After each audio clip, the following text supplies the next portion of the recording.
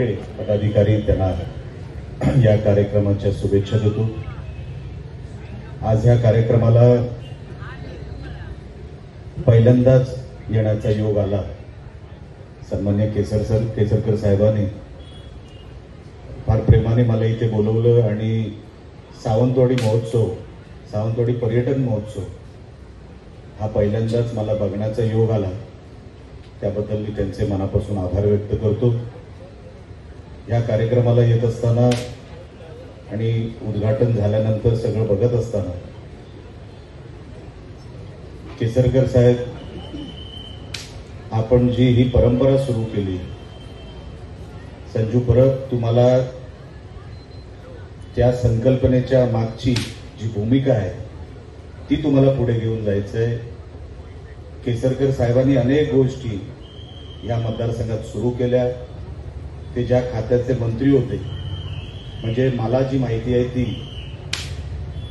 की मंत्रालयामध्ये ज्या खात्याचे मंत्री होते आपापले मीटिंग घ्यायचे, पण सर्वात जास्त तास मीटिंग घेण्याचा जर कोणाचा तो एक कसब असतो ना, एक रेकॉर्ड असतो, तो सन्मान्य केसरकर साहेबांचा तास।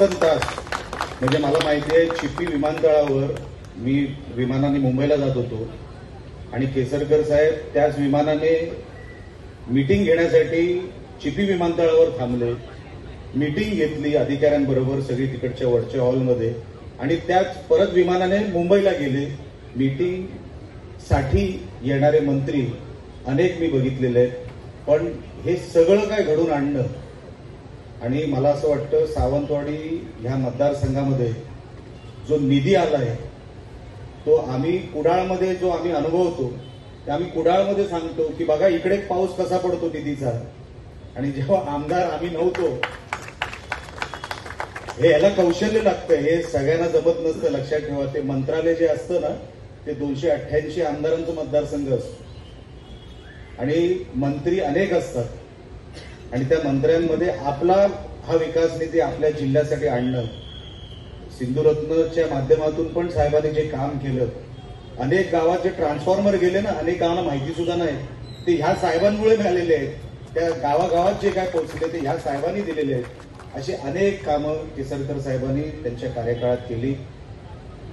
माझी एक आठवण सांगायला गेलं तर 2009ला जेव्हा पहिल्यांदा मी खासदार झालो, साहेबांनी एका व्हॅनमध्ये माझा प्रचार केलेला आहे। साहेब, आपण एका व्हॅनमध्ये, मला असं वाटतं 28 दिवस आपण त्या व्हॅनमध्ये प्रवास केला घरी न जाता, आणि त्यावेळेला मी खासदार झालो संजू परब साहेब 2009 मध्ये। म्हणून साहेब मनापासून मी आपला आभार व्यक्त करतो। आपण मला इथे बोलवलं, रोटरी आणि सगळ्या इनर सर्कलच्या सगळ्या पदाधिकाऱ्यांचे मी आभार व्यक्त करतो। अतिशय दिमागदार हा सोहळा आपण इकडे साजरा करता, दरवर्षी साजरा करतात। इथून पुढे जर माझा कुठे खारीचा वाटा आपल्याला वाटलं की इथे निलेश राणेचा पण खारीचा वाटा इथे आम्हाला मिळावा, साहेब हक्काने कधीही सांगा, मी तुमच्या बरोबर आहे। आपण एका जिल्ह्यातले आहोत, कधीही आपण सांगावं, मी तुमच्या बरोबर आहे।